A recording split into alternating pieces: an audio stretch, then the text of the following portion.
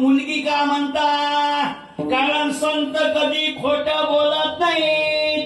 संत बोलती ते खरे, सात मानावी. हे देवा, हे साधुवा, संत कधीही खोट बोलत नाही. काय कापलं तरी खोट बोलत नाही.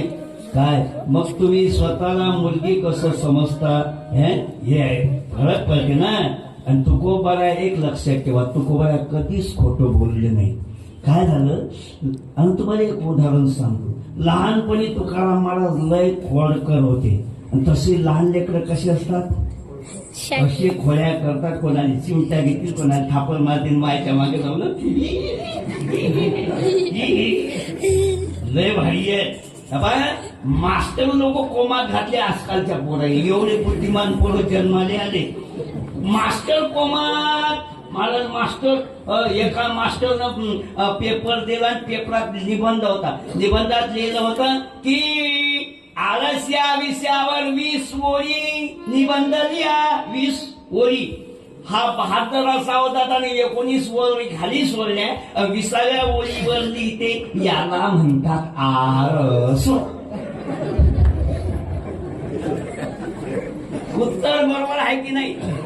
उत्तर 100% बरोबर आहे. पण मार्क भेटतील काय? आळस म्हणजे काहीच लिहिलं नाही, याने म्हणतात आळस. अरे आळस म्हणजे आलस्य मनुष्यस्य जीवनस्य महारिपू. आळस हा माणसाच्या जीवनातला सगळ्यात मोठी शत्रू आहे. जो आळसू आला, ज्याने आळसू केला, समर्थ रामदास म्हणतात, तो सर्वस्वी नागविला. असं काहीतरी लिहायला लागते का नाही? पण त्यानं पुऱ्या वयाखाली माणूस महाराज मास्टर कोमातच घातला त्यानं. दुसरा मी महाराज लिहिलं होतं की बा मी मुख्यमंत्री झालो तर या विषयावर 20 ओळी निबंध लिहा. त्यानं 19 ओळी खाली सोडल्या आणि खाली 20व्या ओळीवर लिहिते, मी जर मुख्यमंत्री झालो असतो तर मी पेपर द्यायला थांबलो नसतो.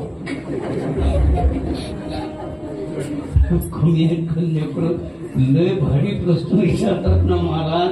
मास्टरने विचारले का प्रकारे, पिंट्या दोनातून दोन गेले, किती राहिले? कोणी गुरुजी 4.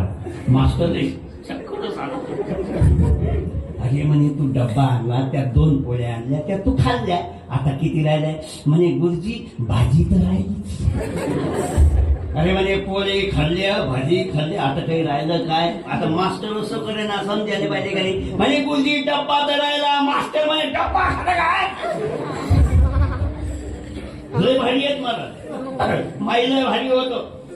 घरी आलं, लहानपणी दप्तर दिलं फेकून, गाईच्या गोठ्यात गेलं, गाईच्या पाठीवर लिहू लागलं. ते काही लिहू दे नाही, ते आणावं. कारण पाठीवर थापली की गाय काय करते, कंपन पावते.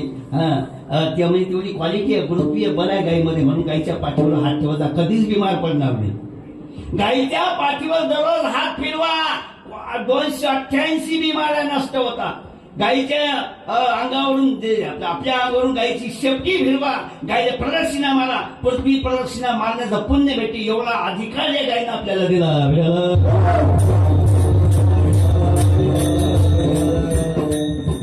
पण ते काय लिहू देत यानं रोडणं चालू केलं. म्हणजे काय पिंट्या कारण तर आहे बाबा, गाय लिहू देत नाही.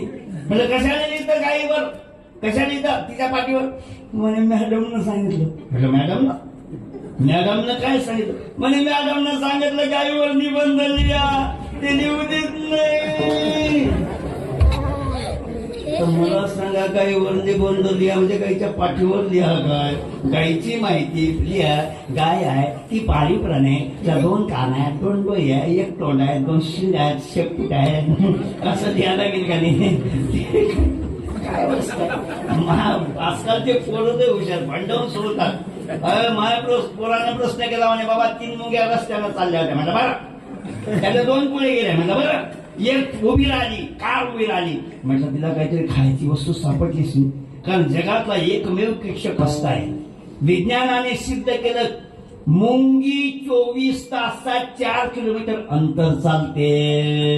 ती कधी थांबत नाही, ती कधी झोपत नाही. म्हटलं बघा तिला काहीतरी खायचं सापडलं असेल. हे आली एवढा आनंद झाला, बापाले हरवलं. बाबाचं उत्तर बाबाचं उत्तर कसं काय चुकणार आहे? ज्या ती चुकलं म्हणतं त्या ती तुला उत्तर माहित आहे. तू सांग म्हणे बाबा त्या मुंगीच्या पायाले मुंग्या आल्या होत्या म्हणून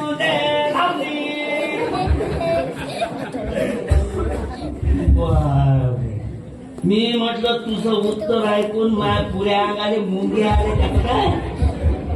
लेकर कमी नसतात, खूप खोलकर होते, खूप भांडणं आणायचे आणि भांडावून सोडत होते ते आईला. शेवटी आई एक दिवस म्हणा चुक्या जाय मर तिकडे.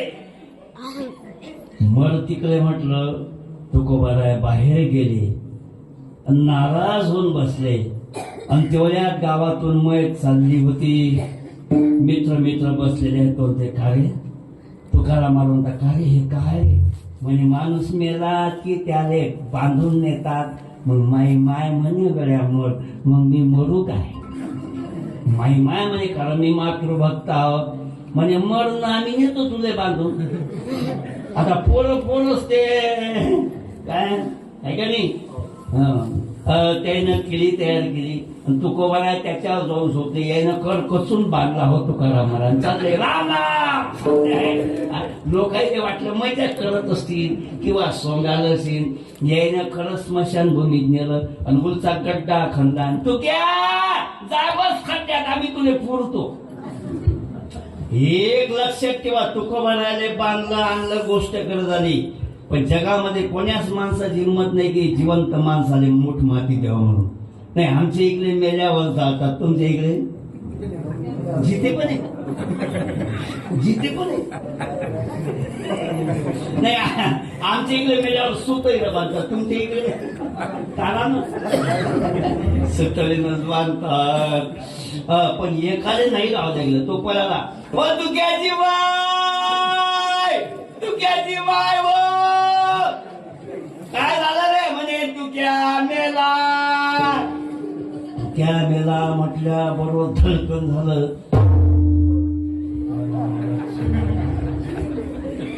एवढी पळाली कुठे अरे मापून काय झालं त्याने? सकाळी नाही म्हटलं बाई मारलं खरंच मेला का रे? मारला त्या गेली तुकोबाराया गड्ड्यामध्ये झोपलेले होते. तुक्या हे तुकाराम महाराजले बाहेर काढलं, छातीशी घेतले का रे? सकाळचं एवढं मनाने लावून घेतलं का रे? कोणची माय म्हणत नाही उन्हात मरू नको घरात मर. मी काय बाईक बोलली का रे? मर तिकडे म्हणजे काय खरंच मरत का रे? माई शपथ आहे तुक्या तू कधीच मरू नको महाराजा, कधीच मरू नको. खूप बऱ्यानं माझी मिठी मरते मा. मी शपथ घेऊन सांगतो आईची शपथ मी कधीच मरणार नाही आणि तुकोबाला मेलेच नाही. प्रयाण काळे देव